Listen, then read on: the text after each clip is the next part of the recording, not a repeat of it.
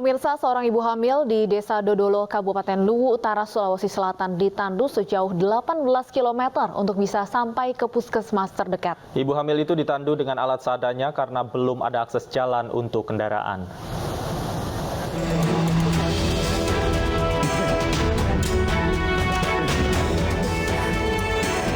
Warga dibantu anggota Babinsa Kodim 1403 Palopo menandu seorang ibu hamil dengan peralatan seadanya untuk bisa sampai ke puskesmas terdekat.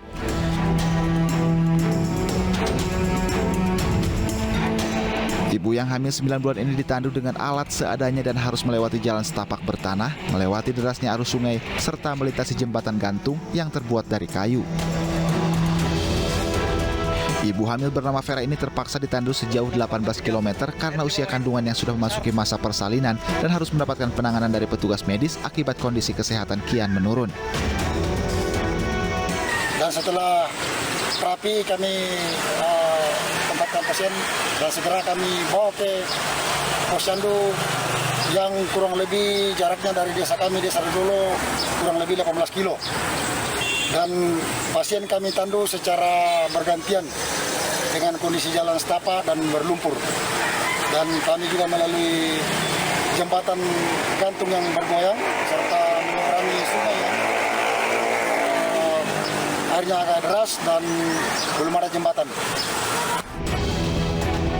Kejadian seperti ini bukan pertama kali terjadi. Sudah ada puluhan warga yang ditandu dari Desa Dodolo menuju Desa Saluku. Warga berharap pemerintah segera memperbaiki akses jalan di wilayah tersebut.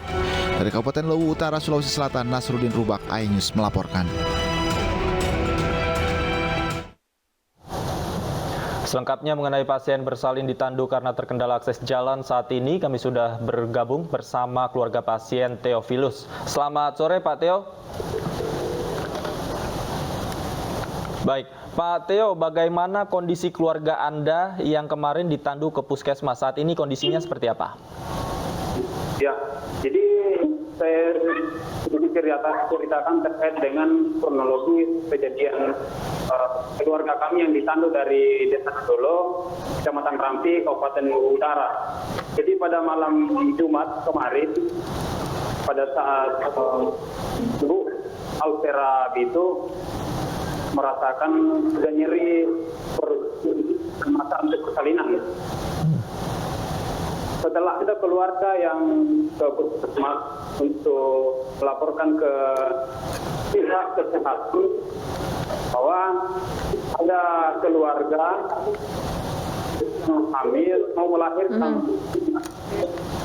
Dokter yang mereka temui sampaikan bahwa saya harap pasien tersebut untuk dibawa ke puskesmas Desa Sulaku, Desa Sulaku, Kecamatan Rampi, Kabupaten Luwu Utara. Masuk pada pagi hari Jumat, warga dan Babinsa Desa Dodolo langsung bergerak untuk mengajak semua warga Desa Dodolo menunggu keluarga Ibu Alvera. Baik. Jadi dari Dodolo ke puskesmas Desa Sulaku itu berjarak 18 kilo sama dengan yang disampaikan oleh Pak Babinsa. Jarak 18 km ini ditempuh dalam waktu berapa jam, Pak Theo?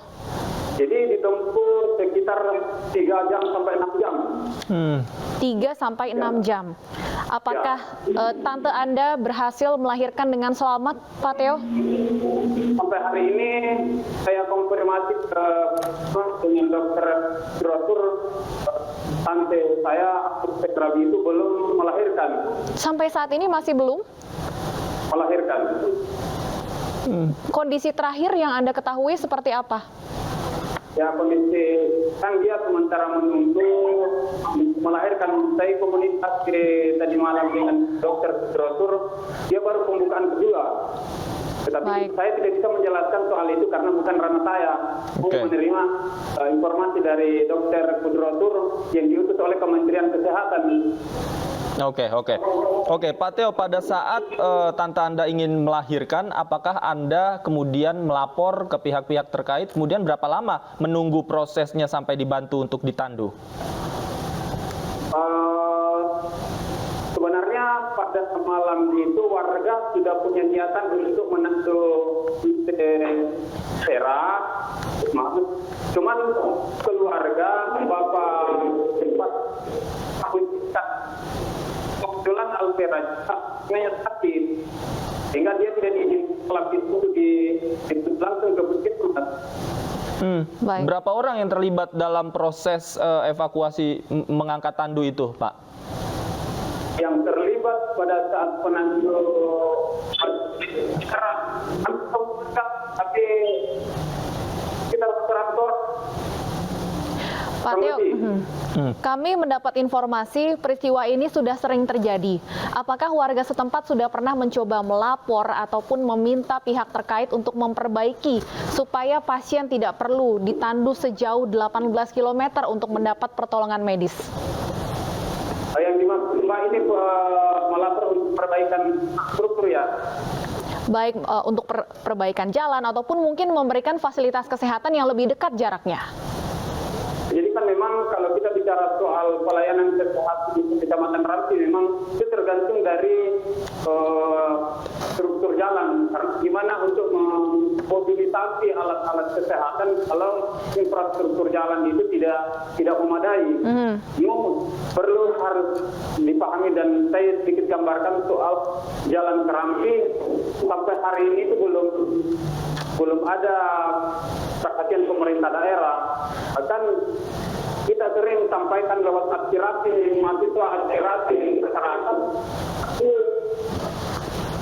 Baik, Kita juga tidak mengatakan bahwa tidak punya perhatian soal itu, tapi mungkin ya ada kendala-kendala lain sehingga sampai hari ini belum ada perbaikan. Baik, kami harapkan ini bisa menjadi perhatian dari pemerintah daerah setempat dan kami ikut doakan semoga tante Anda proses kelahirannya bisa berjalan dengan lancar, ibu dan bayi dalam keadaan sehat. Terima kasih Pak Theophilus sudah bergabung bersama kami di iNews Sore.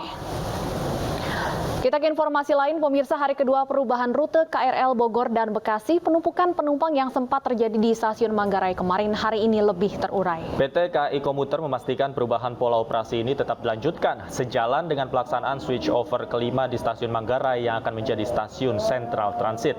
Hari kedua perubahan pola operasi KRL rute Bogor dan Bekasi, sejumlah penumpang mengaku masih bingung. Meski demikian, pengguna merasa terbantu dengan adanya petugas yang mendampingi. Sempat semeraut di hari pertama penerapan rute baru, hari ini kepadatan di stasiun Manggarai lebih terurai. PT KAI Komuter memastikan perubahan pola operasi rute KRL ini tetap dilanjutkan.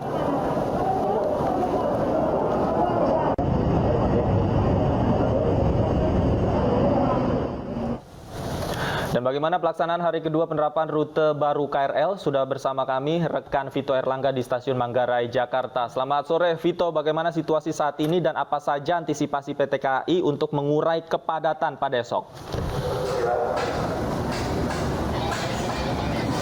Ya, Davi, Stefani dan pemirsa, dapat kami laporkan bahwa untuk situasi terkini di stasiun Manggarai pasca adanya perubahan rute KRL yang diterapkan sejak kemarin, saat ini jika dibandingkan dengan hari kemarin masih terpantau ada kepadatan penumpang. Seperti yang Anda lihat di belakang saya, Davi, ini merupakan sejumlah penumpang yang menunggu kereta api menuju ke arah Bogor ataupun ke arah Jakarta Kota, yang mana saat ini kami berada di peron 10, yang mana saat ini terjadi lonjakan volume penumpang jika dibandingkan dengan siang hari tadi. Akan tetapi untuk kepadatan sendiri nampaknya jika kita bandingkan dengan pelaksanaan hari pertama kemarin, saat ini untuk kepadatan sudah mulai terurai. Begitu, hal ini dikarenakan banyaknya petugas yang disiagakan untuk memandu para penumpang KRL yang kebingungan saat harus transit di stasiun Manggarai, dan nampak juga masih banyak masyarakat yang nampak kebingungan saat transit di stasiun Manggarai, khususnya untuk relasi penumpang yang mengarah dari relasi Bogor ataupun relasi Bekasi. Dan untuk mengetahui bagaimana respon para penumpang KRL terkait dengan adanya perubahan rute KRL, saat ini saya akan mengajak Anda untuk berbincang dengan salah satu pengguna KRL di sini. Selamat sore, Mbak. Selamat sore. Mbak, boleh minta waktunya sebentar ya untuk ngobrol bersama dengan iNews Sore. Ya, Mbak, dengan Mbak siapa? Mohon maaf. Nama saya Sinta. Mbak Sinta. Mbak Sinta, kalau boleh tahu nih dari mana atau mau kemana Mbak? Saya dari Depok mau ke Jakarta Kota sih, Mas. Jakarta Kota ya Mbak ya. Mbak, ini kan dari kemarin sudah ada perubahan rute KRL dari rute Mbak sendiri dari Depok menuju ke Jakarta Kota. Apakah ada kendala Mbak saat perjalanan tadi? Untuk perubahan rute yang baru ini sebenarnya untuk dari Depok ke Jakarta Kota nggak ada ya, karena perubahan yang baru kan dari Depok ke Jakarta masih ada langsung. Mungkin kalau ke Sudirman sih baru harus transit gitu, karena udah nggak ada lagi. Iya. Oke. Nah, Mbak Sinta sendiri kalau melihat dengan adanya perubahan rute KRL ini, ada ini nggak sih Mbak, ada lonjakan volume penumpang atau apa, ataupun setuju nggak sih Mbak dengan adanya penerapan rute baru nih? Untuk lonjakan pasti ya, karena tadi juga saya lihat banyak banget yang numpuk di bawah. Untuk pergantian jalur juga bikin kerumunan, dan sebenarnya agak tidak setuju karena mungkin ini terlalu mendadak dan uji cobanya juga mungkin terlalu terburu-buru. Dan ini aja waktu weekend biasanya sepi, tapi ini masih rame gitu karena tadi gitu sih. Oh iya, terakhir Mbak Sinta, mungkin sebagai pengguna KRL ada pesan atau harapan nih untuk PT KAI? Harapannya semoga semakin tertib, maksudnya dari pihak pengelola juga semakin tegas dalam memberitahu ke masyarakat. Terus juga semoga masyarakat sadar dan ikut mengikuti aturan yang baru ini sih, gitu aja. Baik, terima kasih atas waktunya Mbak Sinta, selamat melanjutkan aktivitas kembali. Ya, Davi, Stefani, dan pemirsa, seperti itu tadi penuturan dari salah satu penumpang KRL yang akan menuju ke stasiun Jakarta Kota. Dan seperti kita ketahui bahwa Davi dan Stefani memang untuk uji coba ini sudah dimulai pada hari kemarin, dan untuk mengantisipasi adanya lonjakan penumpang yang diprediksi akan terjadi pada hari kerja atau pada hari Senin besok. Dan berdasarkan data yang kami terima dari PT KAI Komuter sendiri menyebutkan bahwa pihaknya akan memberlakukan sebanyak 1054 perjalanan, dan untuk mengantisipasi adanya kepadatan khususnya di stasiun transit Manggarai, dari pihak PT KAI Komuter juga sudah akan menyiapkan sejumlah kereta darurat yang akan dioperasikan di stasiun Duri untuk melayani sejumlah rute, baik itu ke Angke ataupun ke Kampung Bandan dan ke Jakarta Kota. Kembali ke Anda, Davi. Baik, terima kasih Vito Erlangga melaporkan langsung dari stasiun Manggarai. Selamat bertugas kembali. Pemirsa, beragam peristiwa sedang viral di media sosial saat ini. Di antaranya sepasang muda-mudi yang tengah asik pacaran terjaring razia polisi, seorang ibu yang merekam kecelakaan dengan ponselnya, dan kakek pengemis yang dirampok. Berikut informasinya kami rangkum dalam Viral hari ini.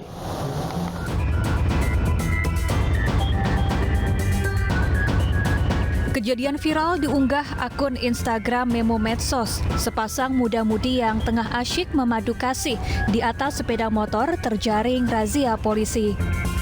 Dalam peristiwa yang terekam kamera amatir ini, terlihat muda-mudi tanpa mengenakan helm ditilang oleh polisi. Akibatnya polisi langsung menyita sepeda motor tersebut dan muda-mudi ini diangkut ke mobil milik petugas untuk pemeriksaan lebih lanjut. Aksi seorang ibu yang merekam sebuah kecelakaan dengan ponselnya juga menjadi perbincangan warganet. Dalam rekaman video amatir terlihat seorang ibu merekam mobil putih yang mengalami kecelakaan hingga berkeliling mobil tersebut. Aksi ini membuat warga berkomentar, pasalnya sang ibu dianggap yang lebih mendahulukan merekam kejadian daripada menolong korban kecelakaan. Lagi-lagi aksi kekerasan terjadi di jalanan. Seorang kakek pengemis di Pulau Brayan, Medan, Sumatera Utara dirampok oleh dua orang pria. Dari video yang beredar, korban sempat menjerit saat kedua pelaku merampas uang miliknya. Saat melancarkan aksinya, kedua pelaku membawa kayu di tengah suasana lokasi kejadian yang sepi.